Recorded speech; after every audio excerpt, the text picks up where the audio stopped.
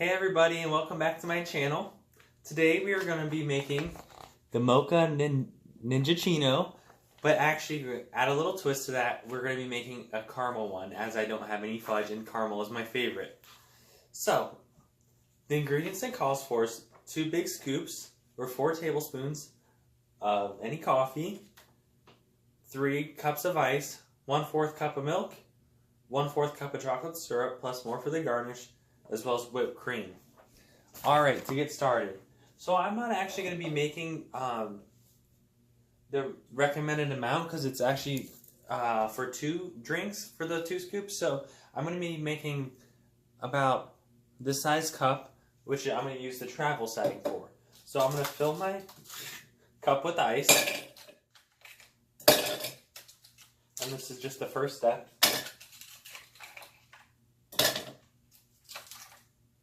Okay. I'm going to fill it about halfway because I don't want to put too much ice to where it can't blend. And then I'm going to put in the scoops of coffee. So just give me one moment. So today I will be using the Maxwell House, just the regular blend. And since I am using the traveling size, I'm going to be using about 3 big scoops from the big scooper. So, excuse me, I'm going to be using 3 scoops from the small side. So 1, 2, and 3. And it actually says you can use 5, so since it's just going to be mixed with ice, I might go ahead and add 5 of the small scoops. So once you have added the scoops, I'm going to set it to the travel mug size. And then place my mug on there. And you want to push the specialty brew. So once you have it on the specialty brew, it's going to start to blend. And I'm actually going to put away my coffee real quick, just so I have everything organized. And as you can see, I have a blender over here, as well as the ingredients I will be using for today. Okay, so once I'm done with brewing the coffee, I am going to blend it and just add the caramel and the whipped cream. It's just as easy as that. So once it starts blending, I will get back to you guys. Thank you. Alright, so the coffee is beginning to brew. And actually I'm going to prepare the milk. So it says we need 1/4 cup of milk. So I'm going to open up my drawer. And here we have a 1/4 cup, and I'm going to add the milk to that. And what we're going to do is add the milk and caramel into the coffee when it is done brewing. So I'm going to hold this here, and it's just about done brewing, so excellent. Just going to throw the milk in and kind of just let the rest of that coffee drip in there. And then I believe it says we need 1/4 cup of caramel syrup. So I'm just going to eyeball this as I always do with my flavoring. So here we go, just going to get a nice bit of caramel syrup in there.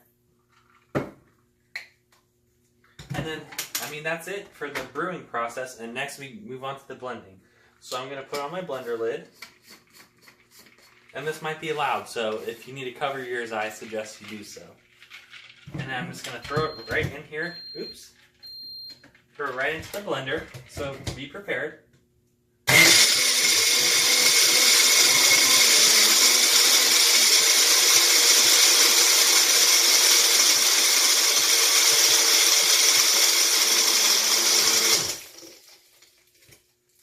I'm going to shake it up real quick, get some of those ice out of there.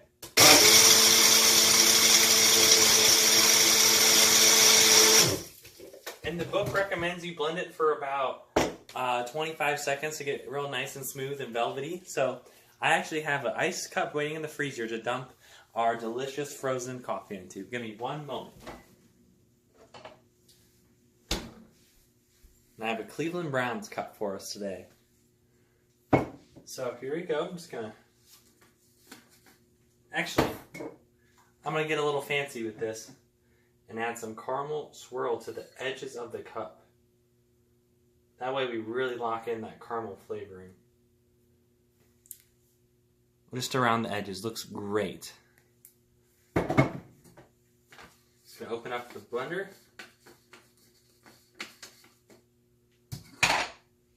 Oh man, it smells great.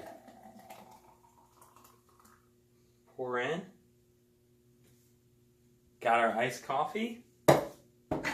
Add a little bit of whipped cream. I don't know how much left I have, but I guess I don't have too much left.